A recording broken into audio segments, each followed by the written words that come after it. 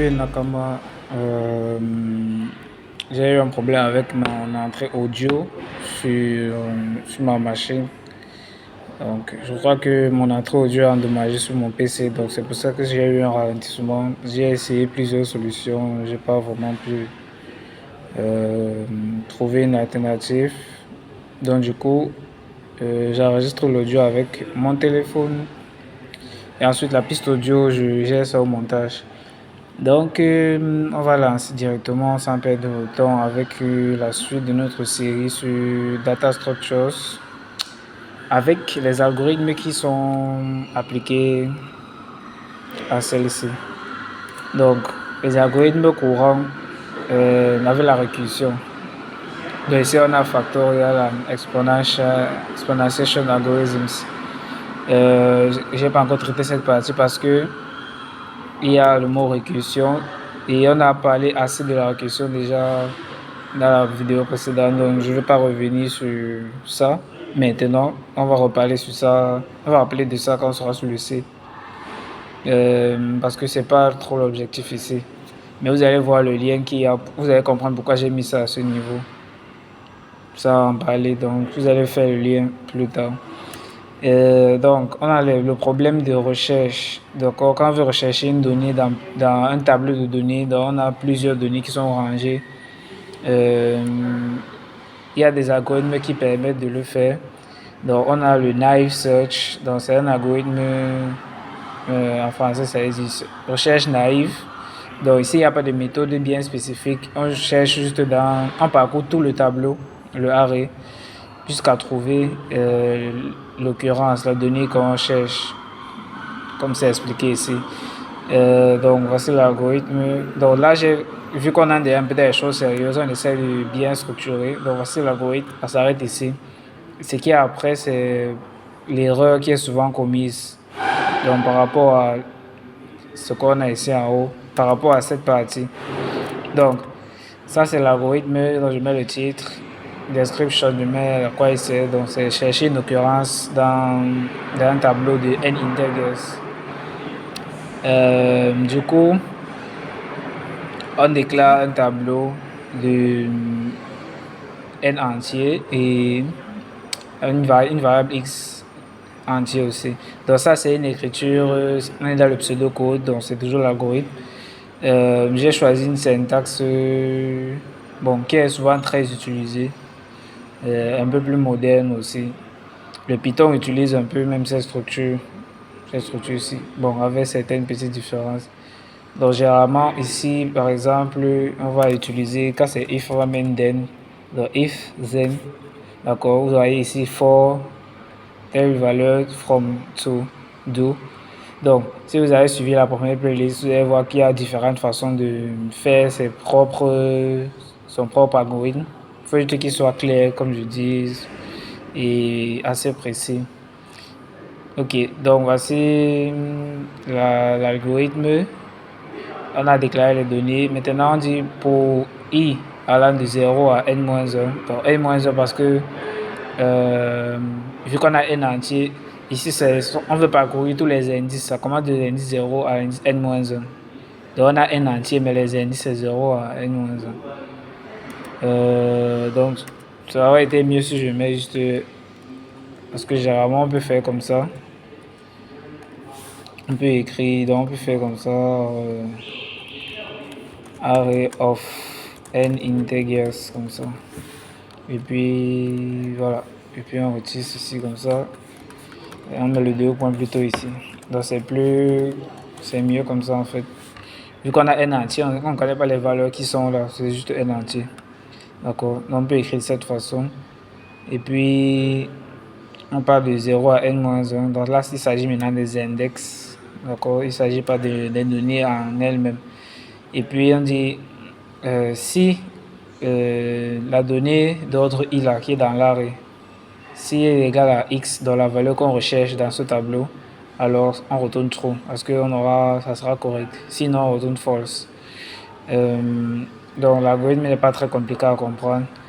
Maintenant ici c'est l'erreur, le cas où vous faites une erreur dans votre structure. Si vous dites for i allant de, vous utilisez plutôt if else. Vous avez remarqué ici, on n'utilise pas de else.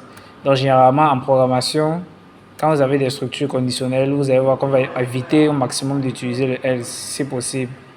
Donc là, si vous mettez else, déjà, d'office, ça cause un problème parce qu'on ne va pas parcourir tout le tableau. Vu que le return, ça stoppe en fait la boucle. D'accord? Si vous utilisez else, false, ça va stopper la boucle. Donc il y aura les cas où, même sans avoir une boucle, on va utiliser if, on va pas utiliser else. Parce que le if déjà vérifié. Et ensuite, on fait ce qui est en bas. Aussi simplement. Sans avoir besoin d'utiliser else. Donc du coup, on va tester ça. Alors, je vais coder ici rapidement. Je préfère coder comme ça là que de préparer le fichier.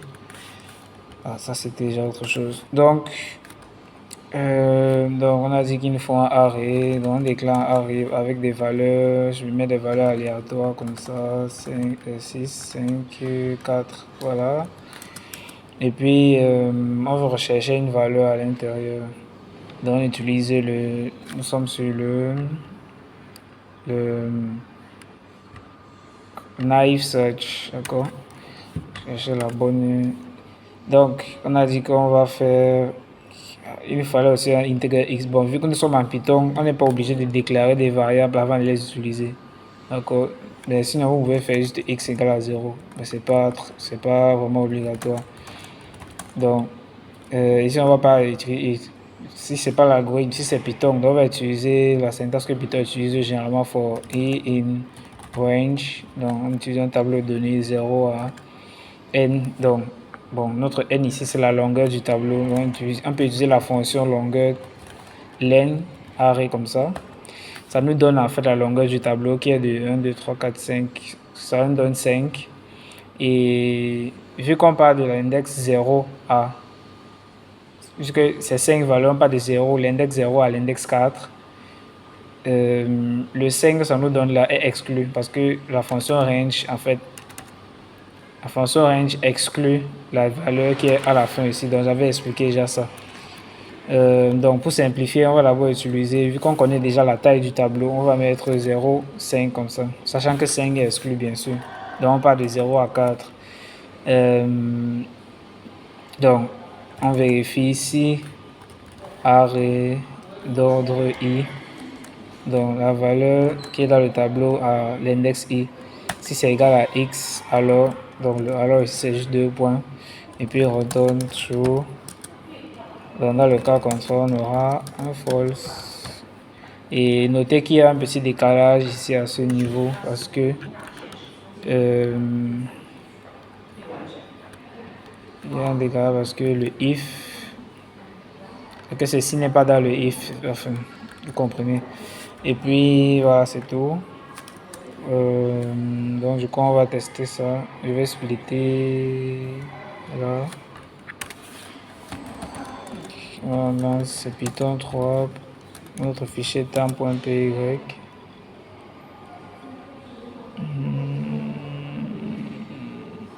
Return outside function.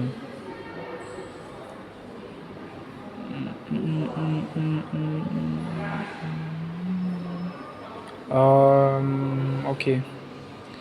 Bon, en fait, ce que je devais faire ici, vu que ce n'est pas à l'intérieur d'une fonction, donc on devait déclarer une fonction, par exemple, ok, j'appelle ça search, j'appelle ça knife search. Donc, déclarer une fonction, c'est def en Python, knife search. Et puis la valeur à rechercher, donc x, donc on va appeler la fonction, on va écrire x. Enfin, on va donner une valeur x, donc c'est la valeur qu'on recherche. Donc j'avais mal interprété ça. Donc là c'est juste le code et puis il faut une fonction pour tester ce code. Parce qu'on utilise les retours sont utilisés dans les fonctions. C'est pour ça que ça nous a donné cette erreur ici. Et puis on appelle la fonction maintenant. Donc pour qu'on voie le résultat, il faut utiliser print, sinon on va rien voir. Et puis on appelle la fonction, on a le print pour que ça affiche soit true, soit false. Donc on va appeler, par exemple, on veut savoir s'il y a 2, donc 2 n'est pas à l'intérieur, on est censé avoir false. On est censé avoir false. Là, il n'y a rien comme ça. Ouais, c'est comme ça. Et puis je lance. Voilà, ça me donne false. Maintenant, si je dis 4, 4 est bien à l'intérieur, donc on est censé avoir true. Donc ça me donne toujours false. Si j'appelle X, ça vérifie ici, retourne true. En tout cas, retourne false. Ah oui, le false ici doit être hors du. Ça doit être hors du for. Voilà, true. Parce qu'en fait, on veut que. Donc c'est mieux que je ne sais pas comme ça. On veut que si ça va trouver une occurrence là, la fonction trouve X qui est dans. Si X se retrouve dans le tableau, donc la valeur qu'on recherche est dans le tableau, on va donner true. Donc ça sort directement de la fonction. Comme j'ai dit, ceci aussi est dans la fonction parce qu'il a un décalage par rapport à la définition de la fonction. Donc il est dans la fonction. Mais sauf que si on trouve déjà une occurrence, si on trouve vrai, d'accord, on va sortir directement de la fonction et on aura notre trou ici. Mais si au contraire, on a parcouru toute la boucle, on n'a rien trouvé, donc forcément il va nous rester le false qui sera affiché là. Donc j'écris le code comme ça, de cette façon, pour que vous voyez qu'on peut faire des erreurs de logique ou des erreurs de syntaxe, comme ici en haut. D'accord. Vous pouvez faire des tas d'erreurs comme ça. Et puis c'est comme ça qu'on code. Donc vous avez vu déjà un exemple de comment on écrit un algorithme et, et comment on implémente cet algorithme dans un langage de programmation. Vous voyez qu'il y a un peu une petite différence. Donc pour l'erreur, c'est assez compréhensible. Si vous mettez else à ce niveau et que le niveau de false, ça va se représenter de cette façon. Else comme ça. Là, ça ne donne pas. C'est une erreur de logique. D'accord, vous voyez qu'on a false, pourtant le 4 est bien dans notre tableau. Donc, binary search, plus efficace sur les tableaux déjà triés. Donc, en haut, c'était pour les tableaux qui ne sont pas triés. Maintenant, c'est pour les tableaux qui sont déjà triés. Ça veut dire qu'ils sont dans l'ordre croissant ici, en l'occurrence. Donc, ce qu'on fait dans binary search, c'est qu'on commence à chercher dans tout le tableau entier. Et puis, on regarde si la valeur recherchée x est plus petite que la valeur qui se trouve au milieu, donc la valeur au milieu du tableau, qu'on va appeler mid pour middle. On continue à chercher dans le sous-tableau de gauche. Donc ça, c'est le cas où la valeur qu'on recherche est plus petite que le milieu. D'accord? Donc comme dans ce tableau, si la valeur est par exemple plus petite que 6, on va chercher dans le tableau qui se trouve à gauche 1, 3, 6. D'accord? Si à droite, on va rechercher plutôt dans le tableau à droite, donc 5, 4 en montant. Et vice versa jusqu'à ce que x soit égal à middle. Donc, si on ne trouve pas le x, c'est normal, la fonction qu'on va créer va retourner false. D'accord? Donc, on regarde le cas où x n'existe pas, donc on retourne false, et le cas où le tableau est vide, on retourne aussi false. Donc, sur les deux cas, normalement, qu'on doit d'abord gérer en premier parce qu'ils sont simples à gérer. Donc, algorithme, le titre, vous voyez description, vous voyez la description. Donc, c'est la même description qu'en haut. Donc, vous voyez qu'on peut avoir deux algorithmes différents qui font la même chose, mais qui leur logique est totalement différente. Et puis, l'autre peut être plus efficace que l'autre. Et puis, par exemple, la fonction de ce qu'on veut faire, l'autre est plus efficace que l'autre. Donc, ici, en l'occurrence, ceci est plus efficace quand le tableau est déjà trié. D'accord, parce que tu ne peux pas t'amuser à chercher à partir du milieu et diviser le tableau en deux pour faire les recherches en divisant le tableau ainsi de suite comme ça si le tableau n'est pas déjà trié. D'accord, donc ça c'est plus efficace de trier. Et puis voici l'implémentation. Donc les deux premiers cas, ça qu'on gère d'abord. Bon, il y a la variable middle qu'on crée d'abord.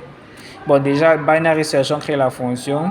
On a le tableau, ça prend en paramètre un tableau. Donc, c'est le tableau dans lequel on va chercher. Il doit déjà être trié. X, c'est la valeur qu'on recherche dans le tableau, s'il existe ou pas dans le tableau. Begin et end. Donc, on a besoin de begin et end parce que quand on commence avec tout le tableau. Donc, begin, c'est le premier élément, end, c'est le dernier. Et puis, quand on va diviser le tableau en deux, si c'est du côté gauche, le end va devenir le milieu du tableau parce qu'on va gérer maintenant la moitié du tableau gauche. Mais si c'est supérieur, on va aller de la moitié plutôt vers la fin. Donc le begin va devenir middle. Donc vous allez voir par la suite. Donc on vérifie d'abord que si le tableau est vide, ça c'est le cas-ci. Donc quand on fait n-begin, si c'est égal à 0, si c'est... Par exemple, on retourne false automatiquement. Si n-begin donne 1, alors on retourne. Si ça donne 1, ça veut dire qu'on a une valeur, une seule valeur dans le tableau et puis on vérifie cette valeur-là. Donc array begin, donc on considère que c'est le début. Et puis on vérifie, on compare avec x. Donc on a dit que cette opération de comparaison, ça va donner un booléen. Donc c'est pour ça qu'on fait return de cette valeur-ci qui nous donne un booléen. C'est une expression. Comme on a déjà eu à expliquer plus haut, enfin dans les vidéos précédentes. Et puis on a le middle qu'on calcule, on fait begin plus n divisé par 2. Donc c'est pour nous donner approximativement la valeur qui se trouve au milieu. Et puis on fait les vérifications. Si le x est plus petit que la valeur qui est au milieu là du tableau, on retourne donc la fonction va s'appeler elle-même de begin jusqu'à middle comme ça.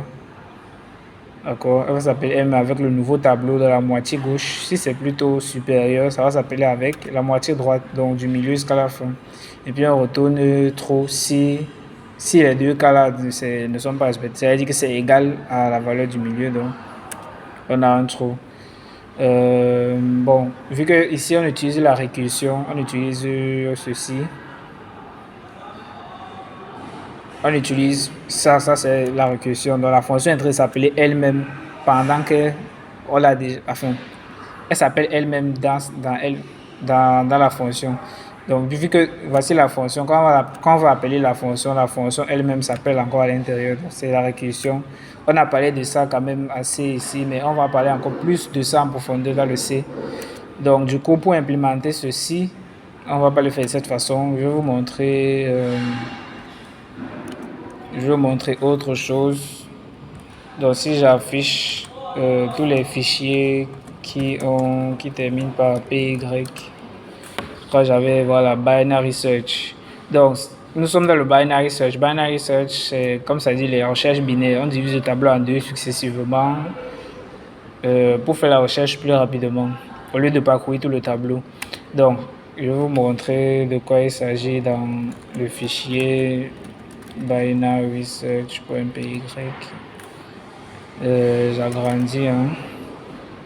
Donc du coup, je sais pas si vous voyez, voilà, je vais mettre en plein écran comme ça. Du coup, ici,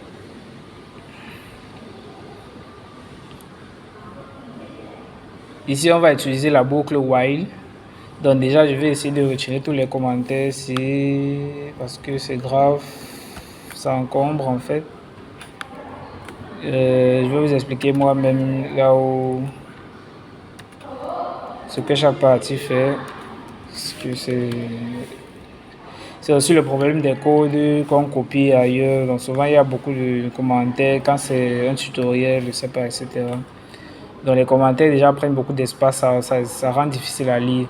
Et vous pouvez mettre des commentaires peut-être comme ça sur chaque ligne ou bien introduire chaque bloc par un commentaire pour expliquer ce que ça fait. Mais voilà, une des règles en programmation, c'est de pas de mettre trop de commentaires n'importe où. Sinon, vous voyez ce que ça a donné tout à l'heure. Vous voyez que le code est déjà beaucoup plus lisible.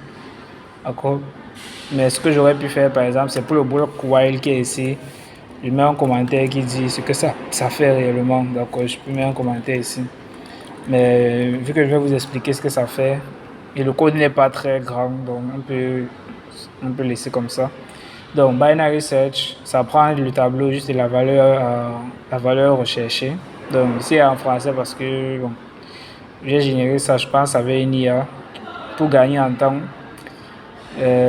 Donc du coup, on a le gauche, droite. Donc gauche, à borne gauche, début, c'est 0. Et la borne droite, c'est la fin. Donc la longueur du tableau moins 1. Comme j'ai dit, c'est l'indice ici. D'accord. La fin du tableau. On a utilisé la même mécanique que... Je crois qu'on a utilisé cette même mécanique tout à l'heure. Non, c'est pas la suite. Pas la suite, on utilisera la même mécanique dans d'autres algorithmes.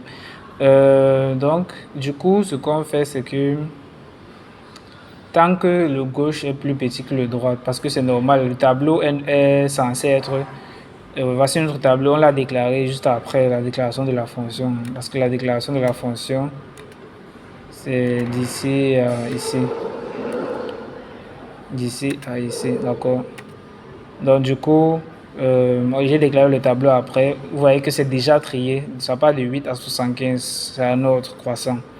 Donc ça doit déjà être trié, comme on a dit, pour faire déjà le binary search. Donc du coup, ça fait que ce qui est à l'extrême gauche sera toujours plus petit que tous ceux qui sont à droite. Donc, tant que la condition c'est que le gauche soit toujours plus petit ou égal à la droite, si déjà ça devient plus petit, ça veut dire qu'on n'est plus dans le tableau et on doit sortir, c'est terminé. D'accord. Et si on sort déjà, ça veut dire qu'on retourne false. Parce qu'on n'aura pas trouvé, vu qu'on aura traversé la dernière valeur ici. Donc on va partir de cette valeur jusqu'à cette valeur-ci. Et puis si on traverse cette valeur déjà, ça veut dire qu'on sort, ça veut dire qu'on n'a pas trouvé la valeur et on va retourner false. Donc qu'est-ce qui se passe donc maintenant à l'intérieur ici? Ce qui se passe, c'est on calcule le milieu, comme j'ai expliqué. Donc ça, c'était un autre algorithme. Donc vous allez voir que pour un algorithme même, comme ça, binary search, on peut avoir différentes façons de faire. C'est pour ça que la programmation est très... j'aime beaucoup la programmation parce que c'est très flexible, il n'y a pas une seule façon de faire. Et ça permet vraiment à la créativité d'être poussée au maximum. Donc il n'y a pas une seule façon de faire. C'est vrai qu'il y a peut-être des meilleures façons de faire qui sont plus efficaces, mais il n'y en a pas une seule. D'accord. Et puis l'efficacité aussi peut dépendre de ce qu'on recherche. Ça peut ne pas être juste une question de temps. Ça peut être... il peut y avoir des critères personnels que vous avez. Encore, ça peut être question d'avoir du code bien écrit et tout.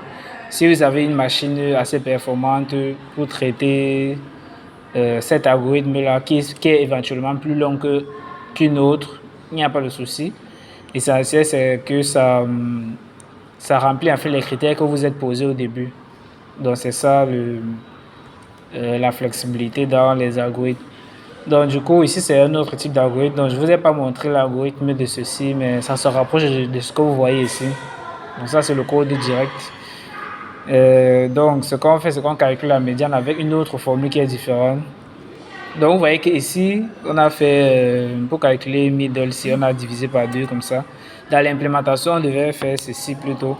Parce qu'en Python, pour avoir un type entier, c'est-à-dire que quand on veut diviser un nombre, pour que ça nous donne un type entier, on fait double barre comme ça. C'est pour ça qu'ici vous voyez la double barre pour la division. Parce que si vous ne faites pas ça, vous allez avoir un nombre réel et ça va déranger pour la suite en fait. Parce que tableau, vous allez voir que le R ici, c'est un... Le R et les types tableau ici, là sur les types list, il ne peut pas avoir des indices de type float. Donc ça veut dire des indices à virgule.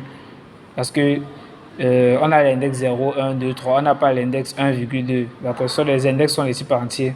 C'est pour ça qu'on doit diviser avec cet opérateur-ci. Parce que nous sommes en Python. Mais dans l'algorithme, vous pouvez laisser comme ça. Avec une seule barre pour dire que c'est divisé. Dans l'implémentation, c'est là que vous voyez le jeu, le passage entre l'algorithme et l'implémentation. Parce qu'il y aura des différences dans l'écriture du code. Il faudra s'adapter, il ne faudra pas juste copier sans réfléchir ce qui est dans l'algorithme.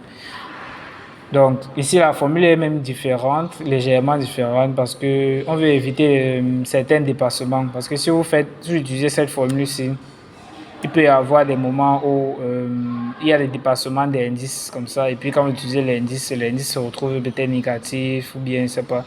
un indice qui est supérieur au dernier indice, ça crée des erreurs. Donc cette formule est mieux pour calculer la médiane, le middle ici. Donc quand on calcule comme ça, on vérifie, hein, c'est toujours les mêmes vérifications. Donc on vérifie si tableau médian égale la valeur recherchée. Si c'est ça, on retourne true. Sinon, si, donc là on fait elif. Tu pouvais aussi faire par exemple else if. Donc c'est pareil, donc elif c'est plus rapide. Donc au lieu d'avoir else if, voilà, c'est ça que j'ai utilisé ici. Et puis vous pouvez faire else, à l'intérieur vous faites encore de if, tout ça. Donc on a parlé de else, if et ces variantes, je pense, assez. Donc sinon si le tableau, enfin la valeur qui est au milieu du tableau là est inférieure à la recherche, donc le gauche là va prendre plus 1. Donc ça veut dire qu'on fait ceci, ça veut dire qu'on a la valeur gauche ici. Ça va devenir le médian mais plus 1. Parce que le médian, on suppose que c'est quelque part ici, c'est 41. D'accord? Donc la valeur gauche, comme la valeur gauche commençait à 0, ça va commencer maintenant ici, plus 1. Donc plus 1 pour qu'on n'inclue pas la valeur en soi. Et sinon, la valeur droite qui était plutôt initialement ici, parce qu'on avait mis longueur du tableau moins 1, c'est à ce niveau, ça va devenir plutôt le milieu. Donc comme j'avais expliqué, on divise le tableau en deux en fonction de si la valeur qu'on recherche est de ce côté ou de ce côté. Donc c'est d'où la puissance du binary search. On ne parcourt pas tout le tableau. On vérifie par rapport à la médiane et puis on divise le tableau en deux. Donc on oublie le reste et on continue avec ceci. D'accord? Et puis on divise encore ceci en deux et on fait ainsi de suite jusqu'à trouver la valeur. Si on ne trouve pas, on aura false. Donc c'est un peu comme ça que ça fonctionne. C'est vrai que pour un début, ça peut être très compliqué à comprendre. Donc je vous exhorte à réussir, si vous avez compris la logique, parce que la logique c'est le plus important. Ici, c'est juste parcourir tout un tableau et vérifier, comparer la valeur qu'on recherche à chaque valeur dans le tableau.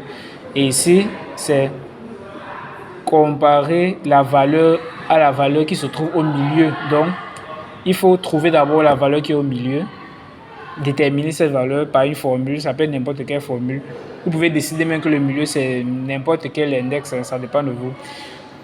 Mais il faut que ça se trouve le plus au milieu possible, ça soit le plus proche possible du milieu.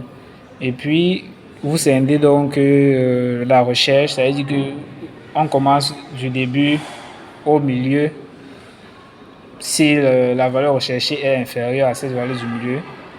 Ainsi de suite, on divise. Donc, si vous avez compris la logique, vous pouvez faire vous-même votre algorithme, arriver à l'implémenter avec votre langage de programmation que vous voulez. Donc, ici, c'est Python. J'ai un peu montré brièvement comment on utilise Python. C'est important parce que ça c'est vraiment la base de tout ce qu'on va faire après. Quand on va écrire un algorithme, on va réfléchir. Donc, on aura, ça c'est généralement ce qu'on appelle le cahier des charges, la description de ce qu'on veut faire. Donc, c'est écrit dans un langage commun, ça peut être en français, en anglais. C'est écrit comme ça, c'est généralement le client qui donne ça. Celui qui veut juste obtenir son logiciel à la fin. Et puis, vous, maintenant, vous faites l'algorithme. Vous faites l'algorithme de la description, vous définissez les variables, les fonctions qu'il faut, tout. Et puis, vous implémentez dans le langage. Donc, ça, c'est vraiment. En fait, c'est votre quotidien de programmeur.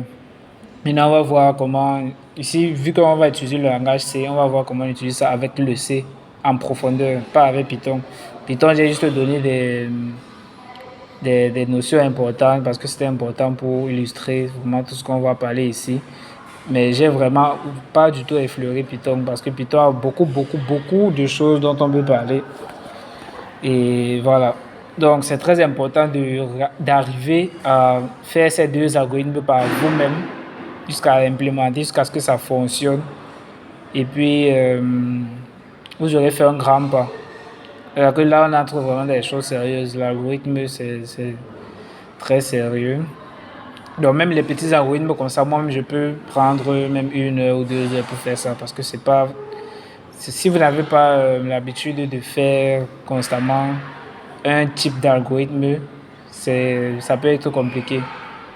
D'accord. Et puis votre esprit logique se développe au fur et à mesure que vous faites des algorithmes et que vous les implémentez dans le langage. Et puis ça fonctionne. Voilà, plus vous faites ça, plus votre esprit logique se développe. Donc ce que je cherche en fait à dire depuis, c'est faire tout ça pour développer votre esprit logique. Parce que c'est la chose la plus importante en programmation. Encore la plus importante. Vous pouvez oublier tout le reste, les notions de variables, les consorts, des fonctions et tout. Mais l'esprit logique, c'est vraiment le socle de tout. Donc, vous devez arriver à faire ça. Donc, on peut tester le code rapidement. Je peux. Donc, c'est Binary Search. False parce que j'ai cherché 71, il n'y a pas 71. C'est censé être entre 70 et 75. Donc, si je cherche 63 qui est dans le code ici. Donc, si je cherche 63, 63 plutôt. Donc, en gros, j'ai utilisé la même façon que tout à l'heure. J'ai fait un print de l'appel de la fonction comme ça. Et puis, comme l'appel demande l'arrêt et la valeur recherchée, d'accord. Donc, normalement, vous comprenez cette partie. Donc, là, on va rechercher 63. Comme 63 est dans c'est ici, c'est censé nous donner true. D'accord, c'est true. Et voilà, c'est tout pour ça. Et puis, il y a Fibonacci. Donc, la suite Fibonacci, normalement, je ne devrais pas parler de ça parce que ça utilise aussi la récursion. Comme il a dit, la récursion, normalement, je suis censé revenir à ça sur le C. Donc, je vais juste vous montrer des screenshots. Donc là, on a par exemple, si je reviens sur le factoriel dont j'ai parlé au tout début, voici son algorithme sans utiliser la récursion. Donc on a un i, le i là va permettre de parcourir le tableau et il reste le résultat. D'accord, c'est aussi un type entier. Et puis ce qu'on fait, c'est que le factoriel d'un nombre, c'est lui multiplié par lui-même en fait. D'accord, c'est une succession de multiplication. Donc c'est juste de la mathématique. Hein. Quand vous voyez ça, c'est comme ça qu'on le fait. Si on n'utilise pas la récursion, bien sûr. Donc littéralement, c'est ça. Et puis à la fin, on retourne le résultat. Et donc voici ce qui se passe avec la récursion. La fonction, ça rappelle elle-même. Donc au lieu de faire la formule qu'on avait tout à l'heure, qui est reste égal à reste fois i, on aura plutôt le nombre fois factoriel du nombre moins 1. Donc, parce que le factoriel, c'est en fait n fois n-1 fois n-2 fois n-3 fois n- jusqu'à ce qu'on atteigne la valeur 0, la valeur 1, pardon. Donc, le factoriel de 0, c'est 1. Le factoriel de 1, c'est aussi 1. D'accord. Et puis, la suite, le factoriel de 2, c'est 2 fois 1. Le factoriel de 3, c'est 3 fois 2 fois 1. Donc, vous voyez un peu. Donc, il y a une formule mathématique qui montre ceci. Je crois avoir parlé de ça dans une de mes vidéos précédentes, le factoriel. Donc, il y a ces conditions de départ. Si n égale à 0, c'est pour ça que vous voyez 1. Et puis, si c'est a supérieur à 1, on fait ceci, cette formule. Donc là, c'est avec la récursion parce que la fonction s'appelle elle-même. Donc, on reviendra sur ça dans le C. Là, c'est exponentiel. Exponentiel, bon, l'exponentiel, c'est le nombre multiplié par lui-même autant de fois, n fois, voilà, n fois. Donc, par exemple, si on veut x exposant 3, ça veut dire qu'on va faire x fois x fois x. Donc, x fois, le nombre fois lui-même 3 fois, d'accord. Donc, c'est le nombre x là, qui est un réel, fois lui-même jusqu'à n fois. Donc, du coup, le i, comme dans l'exemple précédent, nous permet de parcourir pas de 1 à n. Et puis le résultat, ça sera le nombre là, x fois le nombre précédent. D'accord, qui est le résultat précédent, donc x fois. Donc, parce que quand vous faites 2 fois 2 fois 2, vous avez 2 fois 2, 4. Le résultat là, c'est ça que vous multipliez encore avec 2. Et ça qui vous donne 8. Donc, c'est d'où cette formule. Donc là, c'est sans la récursion, comme tout à l'heure. Maintenant, voici avec la récursion. Vous voyez, c'est toujours... il n'y a pas vraiment de grande différence. Sauf que dans certains cas, la récursion est plus efficace. Alors, je ne me souviens pas si dans ces cas-ci, la récursion est plus efficace. Donc, on verra ça, le C. C'est pas le sujet ici. Mais il faut savoir qu'il y a les cas où il vaut mieux utiliser la récursion. Il y a les cas où il faut éviter d'utiliser la récursion. Euh, exponentielle face. Donc ça, c'est encore une manière plus rapide d'utiliser la récursion pour faire une fonction exponentielle. D'accord. Donc, comme j'ai dit, on peut toujours optimiser en fait une fonction jusqu'à arriver. Je pense pas qu'il y a une logique, la logique la plus parfaite possible dans le, la logique la plus parfaite possible dans un algorithme.